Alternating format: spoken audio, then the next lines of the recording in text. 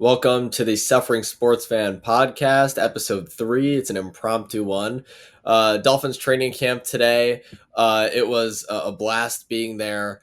The Dolphins have been the talk of the town as of late with football season coming up, and the team looked really good. So I'm excited to get into that.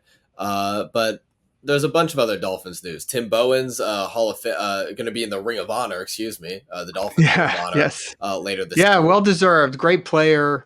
Just was awesome during those 90s teams with Jason Taylor, Zach Thomas, and the gang. And he solidified the center. Zach Thomas always talks about how because of Tim Bowens, he was able to have an easier path to make tackles and stuff. So, yeah, Right. he was awesome. Right. Tim Bowen's going to go up in the Ring of Honor later this year, just like Zach Thomas a year ago. And Tyreek Hill also. By the last episode, we talked about the NFL Top 100 list rankings. The Dolphins had 8 players on that list, and we were waiting to see where Tyreek Hill was going to be. Last year, he was number 7 on the list. And it seemed like from a little of the promos and videos the NFL had put out that he was going to be top 5, top 3. But to Yeah. all of our surprise, he was voted number 1, the best player in the NFL. In my life, I don't know if in your life the Dolphins have had the best player in football, and the players seem Well, to think so. before they were doing these lists have only been out for 20 years or 10 years or something. Yeah, I mean, Marino after 84 would have been number 1 going away. But I can't think of another time we would have had the number 1 player. But yeah, well deserved. I mean, look, what I heard something interesting on Rich Eisen's podcast today, which I didn't know, because really, I think most people outside of maybe Dolphin Land would say, how can you have Mahomes just won back to back? And last year he was number 1. So why did he right, drop to number 4? But he explained that the voting for most of this took place in November, sure, and that was when Tyreek was going nuts and was the best player in the league, and Mahomes was struggling. Let's be honest; no one thought they were going to win the Super Bowl, maybe not even get a home playoff game. So he had gone a few games without scoring in the second half. And they were struggling offensively. So with that context, it makes sense. But had you known that they won the Super Bowl, maybe Mahomes still would have been number 1. Who knows? But I mean, it's hard to argue that Tyreek Hill's number 1. He's amazing. Of course he should be. no, So yeah, I think all the players that were in the top 10 deserve to be there. I don't think there was much debate about the players at the top. It's just the order, and that's what makes these lists fun. The sure. rankings, you could argue that both Lamar and Mahomes should be above Tyreek and CMC because the quarterback position is the most important. You could argue that the best Miles Garrett shouldn't be the top defensive player. It should be TJ Watt, Chris Jones. I mean, I don't know. You could go in any direction with it. I just for one think it's pretty cool that that Tyreek Hill is voted the best player in the league by the majority of NFL players. And you mentioned at the time when they did vote on that list, either mid-season or towards the end of the regular season, yes, Tyreek was on a roll, Lamar was on a roll, but just generally speaking, it just like the MVP is a regular season award, and you don't take the playoffs into consideration, is kind of the same for that list as well. All of the teams, that go against Tyreek Hill have to game plan for him. They have to prep for him. Same for Lamar, who was number 2. And so you're getting that majority of players, a big variety of people and their different opinions, 16, 17 different teams. Whereas if you were talking after the playoffs and everyone's watching at home, it's a little different. So these Yeah. players are going based off of personal experience of when they actually had to go up against these guys. And so it's understandable why the top 4 are the way that they are. Now, if we're going on an overall ranking over the past few years, obviously, like Mahomes is clearly the best player in the league, but you're Correct. going based Right. off of last year, and let's be honest, he didn't have his best season.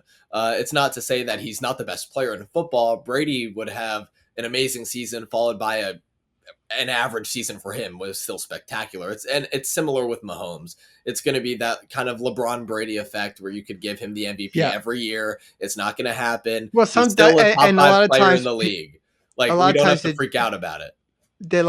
people like to just vote for something different just to shake it up. So, Right. but again, not to take anything away from Tyreek. No, I not at have all. no issue with him He's being number one. unstoppable. He's absolutely the best player in the league as far as I'm concerned. So Yeah, amazing. right. So He's unstoppable. and also he got a contract the very next day on Saturday. He got an Yep. extension, a lot more guaranteed money. He's going to be here for a few more years. The core of the Dolphins offense now has a window of like at least I think the next 4 years where they have a shot.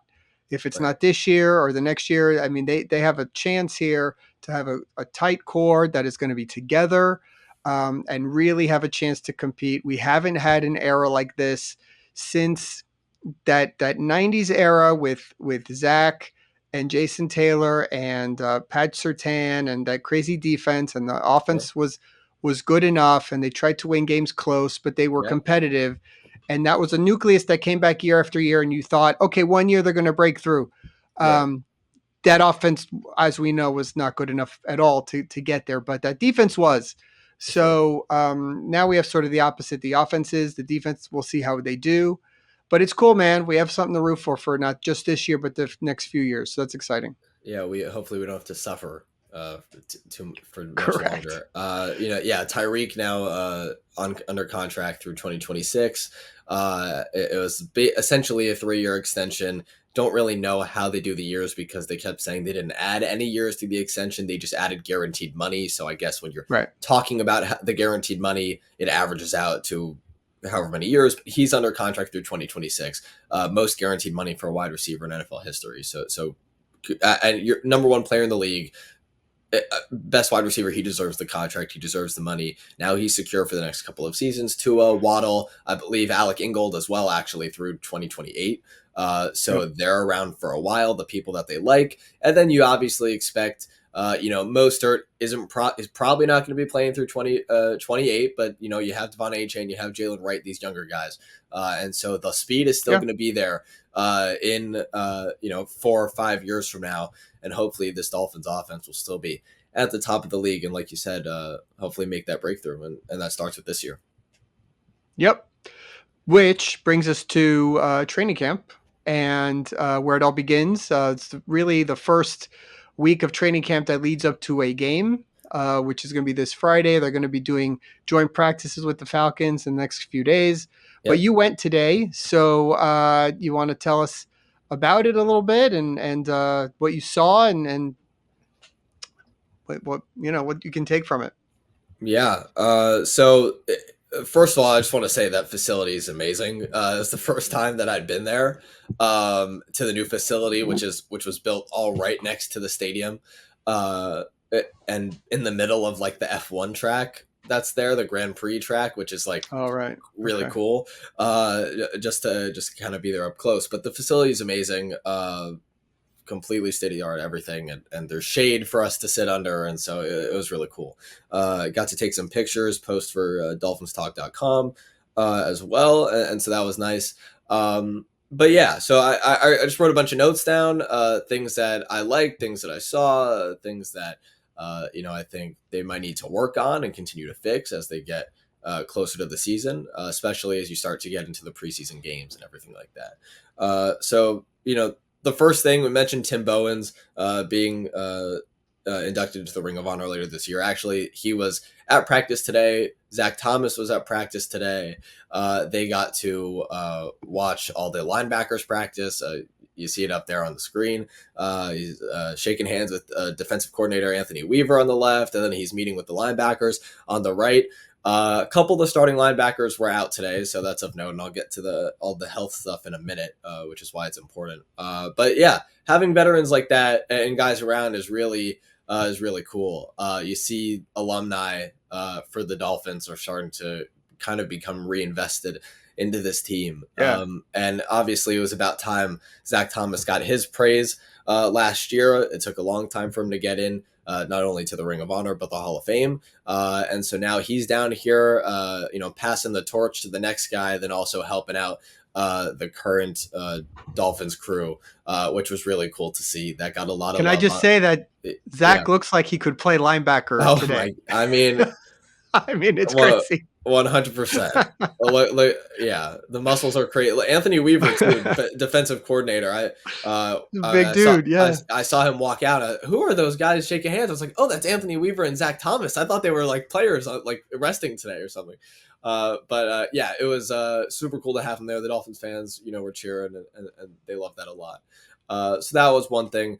That was pretty cool. Obviously, Zach Thomas being there, just getting to see him in person Yeah. after last year, we got to see him get inducted in Canton at the Hall of Fame ceremony. So that was a really cool thing.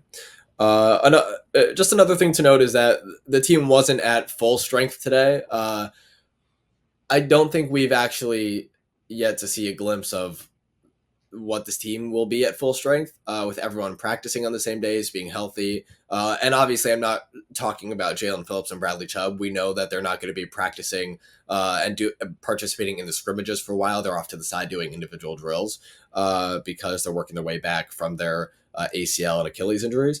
But just a note today, some players that didn't play, Jalen Waddle, purely just rest. Did not hear anything online from any reporter talking about any injury. McDaniel did not say that he's nursing anything. Purely a rest day for Waddle and for Jalen Ramsey as well. He got the orange jersey the other day. Jalen Ramsey, who's been a big part of the practices so far, had a good bounce back day on Friday, but didn't practice today either. So the defense is where a lot of the players weren't practicing today, giving that other opportunity for maybe young guys to step up. So Jordan Poyer, who's going to be the starting safety, came over from Buffalo, out with an injury. Looks like he should be back fairly soon. It's nothing urgent. None of these injuries are urgent, but apparently Jordan Brooks, Anthony Walker, who are poised to be the two starting linebackers for the team this season. Jordan Brooks coming over from Seattle, Anthony Walker from Cleveland, and both of them are out right now. So you don't love to see your two starting linebackers out in practice in the week of your first preseason game. You want to make sure that they're getting the reps with the team. And look, it's probably unlikely that they would have started in that game anyways. And if they did, they'd probably play only the first quarter, very limited snaps anyways, to get the other guys who are trying to make the roster to play in that first preseason game. But you want to hopefully see all of those guys, these veterans who are supposed to be new but core pieces to this Dolphins defense, up and practicing. So that was one thing. So that was the defense was actually where I was most impressed with today. I actually thought they played really well. There was specifically times when they were doing full 11 on 11 scrimmages, specifically 2-minute drills, which was cool to see. They were practicing getting to the line. They were practicing making sure they had no issues getting the ball off before the shot clock went off, right? And so they're running down the field, setting the ball, running plays, preparing to see what kind of scenarios they might face in the red zone specifically. But the defense was good. I mean, they had guys going up against Tyreek. Waddle wasn't there, which made it a little bit easier, but you saw some really nice tackles either at or even before the line of scrimmage. The defense was getting to them.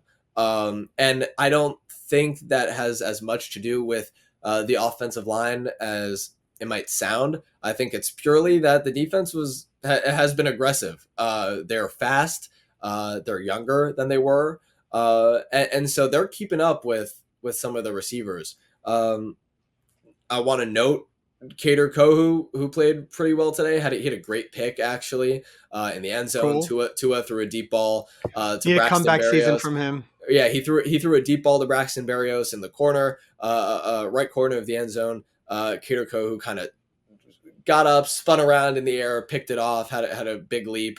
That ball probably wasn't going to be caught by Berrios anyways. Berrios is short, and it was a little high. If anything, Kohu was going to tip it away, but he made a nice grab. And so he was cornerback 2 today with Jalen Ramsey out. So that was important to note as well. Like, he had a rough year last year.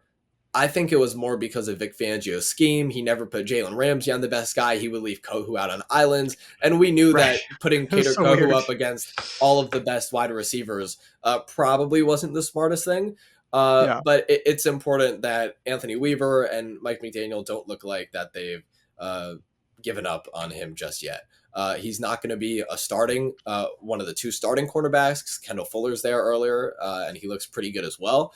But it looks like Kohu's going to be that slot guy. He's going to be the third corner that's going to be playing somewhat with the first team defense. And it was kind of hard today, actually, to see what was the first team defense or not. And honestly, the first team offense with some of the players that were going in and out. And that's what this training camp is for. Some players are out, they're testing things, they're seeing who works best with one another. But he played great today in the secondary. Also have to highlight Ethan Bonner as well.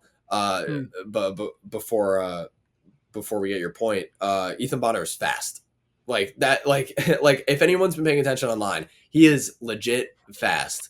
Like they were running drills, deep balls to Tyreek, to all the wide receivers. Tyreek sprinted down the field. Tua threw it. I mean, Ethan Bonner hit him in the back. That's how fast both Tyreek and Ethan Bonner are. And Ethan Bonner was within, a hand's length of Tyreek Hill. He number 27. He's making noise, undrafted guy. And was on special teams all last year. Actually got called up at the end of the season, got to play in the last few games. But he's made a lot of noise this training camp so far in this offseason. The team loves him. Tyreek and Waddle, Javon Holland have all talked about how fast he is. And he's a legit guy. He's probably going to be on special teams for the most part. But I wouldn't be shocked that if he's waiting for one of those other guys, one injury away, to Kohu, to Ramsey, to Kendall Fuller. Obviously, we want all of them to play and be healthy and for this Dolphins defense to be at full strength. But he's a guy I think gets put in there before any of the other auditions that the Dolphins brought in. He was really good today from what I saw. So that was interesting. I just wanted to ask real quick about the running game and the running backs, the rookie, and how Devon Achane. Did you see anything from those guys? Yes, Raheem Mostert actually came out a little late. I think him, Tyreek, Achane, I think they were working on stuff inside. Maybe, I don't know what they were doing. Maybe they just didn't want to be in the sun. But they came out a little late. But right when they started scrimmages, all of them were put in. Tyreek caught a pass first. Achane and Mostert were both involved. To me, it looked like they were splitting time. Again, it was hard to tell what was the first team specifically, who were the main guys that were going to be out there. But to me, it seemed like they were splitting time. They still look fast. Nothing tells me that Achane has slipped after his injuries late in the year. And honestly, with Mostert being a little bit older, he still looks really good to me. Both of them are going to be used. I think Achane, if he is used, it's going to be more in the passing game. A lot of times he was, even if Mostert or Alec Ingold were in, Achane was running motions a little bit. So it was interesting, even with the new rules and stuff. McDaniel's not going away from the motions, and he's using his fastest guys in the motions as well. So you see Tyreek is still going to be doing his thing where he loops around the running back and goes to either side. Achane starting in the backfield, maybe working his way towards one side, cutting back in, something like that. So there will still be a lot of misdirection. But to me, it looked like both Achane and Mostert are going to be used. If you're in fantasy football and you pay attention to all the rankings and stuff, I would say Achane is the guy you want, purely based off the fact I think he's going to be used more in the passing game. I think he's going to have a big year. Yeah. Right. But it's not to say that Mostert won't be used, though. I think Mostert's going to be used quite a bit. Yeah. Okay. So any other standouts real quick from practice that you saw? Well, I think I hit on all the main guys. Actually, Tua today, we didn't talk about Tua. There's Zach Thomas, but here's a picture from the scrimmage. So you see Tua out there, Tyreek's there, Durham Smythe, Jonnu Smith as well, both tight ends. And so the offense was trying out a bunch of different things today. I've mentioned that Jalen Waddle was out, so Braxton Berrios was playing wide receiver too. Odell Beckham obviously not practicing right now. He's on the PUP list, so he cannot practice. But Braxton Berrios looks like he's going to be used a lot too. I wouldn't be surprised if even if OBJ comes back and might be nursing an injury, Berrios might be wide receiver 3. But regardless, Tua looked good. throwing the ball today. There were a couple throws that were tipped at the line that the defense, some pass deflections on deep shots down the field to Tyreek, to Berrios. But for the most part, I mean, that zip is still there. Not to mention the fact that he looks leaner. He was moving around in the pocket. There was one throw specifically where ball gets snapped, pocket collapses to a kind of waits. Tyreek's not open over there. This guy's not open. He backs up, rolls out to the left, and Tyreek kind of does a comeback and Tua hits him for 10 yards. And so that was refreshing to see. Sometimes against good defenses, specifically late in the year, not really talking about weather, just against good defenses in general. A lot of people tend to think, oh, well, once Tua doesn't have his first read, it's done. He can't extend the play. And so he got leaner. He looks quicker, and he was moving around the pocket and turning his head, and he was looking. We know what he tries to do and what McDaniel likes to do with the misdirection of the offense and the motions and everything like that. But it's nice to know now that he himself can misdirect the defense by, if his first read isn't open, because yes, Tyreek is really fast, but he's the number one player in the NFL. People might want to double. They might want to triple him. They might want to make sure he can't get open. He can escape with his feet now and find his guy if he needs to. So that was refreshing to see. He also Cool. hit Tyreek on a deep 50-yard bomb that got posted all over social media right after it happened. And so Tyreek made a great catch. And so that Tyreek to Tua connection, them two, looks stronger than ever. So that was really nice. So that was the big thing with the offense today. Running game still looks Nice. strong. They're working out kinks with the offensive line, but it still looked like today the snap issues got fixed. I know that was something that we talked about, and also that all the reporters, everybody's mentioning online right now around the Dolphins camp, is that there were a lot of snap issues. You don't want things to repeat from last year. You want to make sure everybody's on the same page, that the quarterback and center ball exchange is clean, and today it was. So that was nice to see. Even with how good the defense played, it looked like Tua or any quarterback that was behind center, all of them got reps, and all the potential starting centers got reps as well. Everything looked pretty good. So that was really nice to see. Quinn Bell looked good too. Linebacker. He's bounced around a few teams over the past couple of years. Actually, was on the Bucs Super Bowl winning team with Brady, so that's cool. So he has championship experience. He knows what it's like to play on a big stage, and hopefully he finds his footing here in Miami. He has been the star of Dolphins camp. Probably should have started off the show with him, to be completely honest with you. He got the orange jersey today, which is a reward given by Mike McDaniel to, I guess it doesn't really have a definition, but to the most impressive player, which typically means from the previous day, the guy who worked the hardest, the guy who's shown that, I mean, they're not messing around. And Quinn Bell seems like that guy. He's been a great replacement right now for Jalen Phillips and Bradley Chubb. Chop Robinson and Mo Kamara, the two edge rusher rookies that they drafted in the first and fourth rounds, look like they're involved as well. But when I was trying to decipher the first team defense and the guys who I thought were going to be out there, to me, it looked like your front four. Obviously, when Bradley Chubbs and Jalen Phillips are back, it's going to look different. But right now, the front four was Quinn Bell. So they like him here. Like, he's going to make the team. And then you have Calais Campbell and Zach Sealer on the inside and Emmanuel Ogbah on the outside as well. And so that looks like what it was with Chop Robinson and Mo Kamara getting You know mixed in. what? I know you want Bradley Chubb and Jalen Phillips back, but that as a four to kick off the season, it doesn't sound terrible and Calais, should certainly hold its own. Calais Campbell also, I was reminded of the fact that he had more sacks than Christian Wilkins last year, and he's, like 38 years I think old. people are forgetting we even picked him up. So, no, yeah, Obviously, he's going to start next to Zach Sealer for the most part. look, if it But works out, the schedule is on the I don't want to say easy, but less difficult. If they can not have to rush back, and we still come out with a good result, 4-1, 5-0 to kick off the year. Those guys got a chance to not play.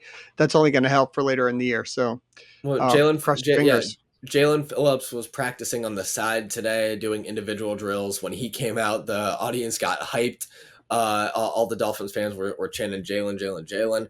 So that was cool to see. He looks great. He looks fast, very quick. It wouldn't shock me at all if he's ready for week one just by how he was moving around on the sidelines.